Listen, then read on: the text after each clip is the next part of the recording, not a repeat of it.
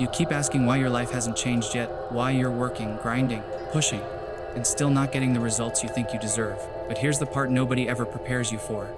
Life isn't fair and time doesn't care. Life has a way of hitting you when you're already on your knees. Not because you deserve it, not because you did something wrong, but because life doesn't measure fairness. It measures strength. And here's the part you hate admitting. You still expect life to feel fair. You still expect effort to equal reward. You still expect people to recognize your potential and treat you accordingly. But get this, life doesn't care about potential. Life doesn't care about your feelings, your hopes, your dreams, or the versions of yourself you keep promising you'll become someday. Life cares about results, and results come from discipline, not fantasies. You've been trying to negotiate with the world, trying to argue your way into success, trying to convince the world that you deserve better because you tried hard.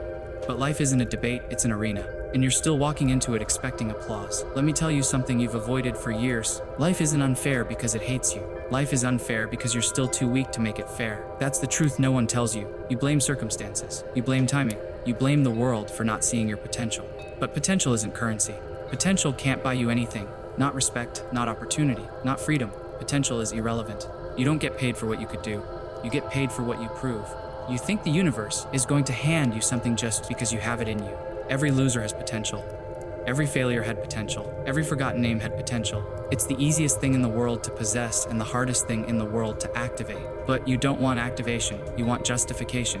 You want to believe you're stuck because life dealt you a bad hand. You want to believe the world is too harsh, too cruel, too blind. Because if you believe all that, then none of this is your fault. And that's the real problem. Not the circumstances, not the challenges, not the darkness you faced. The problem is your relationship with blame. You've made comfort out of blame. You've made shelter out of excuses. You've made peace with the idea that your life is not your fault. And that's exactly why you're still stuck. You trained yourself to run away from accountability, not because you're weak, but because accountability demands something terrifying: sacrifice, evolution, and deep down that scares you more than failure. See, everyone says they want to grow. Everyone says they want success. Everyone says they want to level up. But growth has a price, and that's taking things into your own hands and admitting the truth. You didn't try as hard as you think. You weren't as focused as you pretend. You weren't as disciplined as your excuses want you to believe. You want to know the real reason you're not where you want to be. Because your standards are lower than your dreams. You have the dreams of a legend, but the habits of a coward.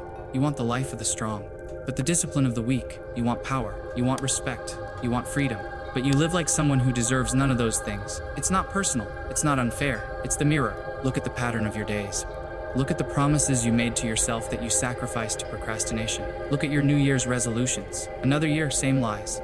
You want a different life, then do something about it. You think the strongest people were gifted something special. No, they were willing to accept a truth that you still can't admit. Your life is nothing more than the sum of your choices, not your hopes, not your intentions, not your potential.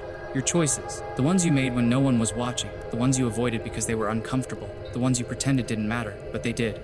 Every skipped workout, every broken promise to yourself, every time you blame life instead of facing yourself, these weren't accidents, these were decisions, and now you're living inside the consequences. But here's the part that could save you. If your choices built this version of you, your choices can also destroy it. That's what accountability really is. Not guilt, not self-punishment, it's control. It's the realization that everything you hate about your life can change the moment you stop coming up with excuses. Life is never going to be fair. You cannot control that. You cannot escape that, but you can control your discipline, your habits, your standards. Fairness doesn't matter when you're strong enough to bend reality to your will.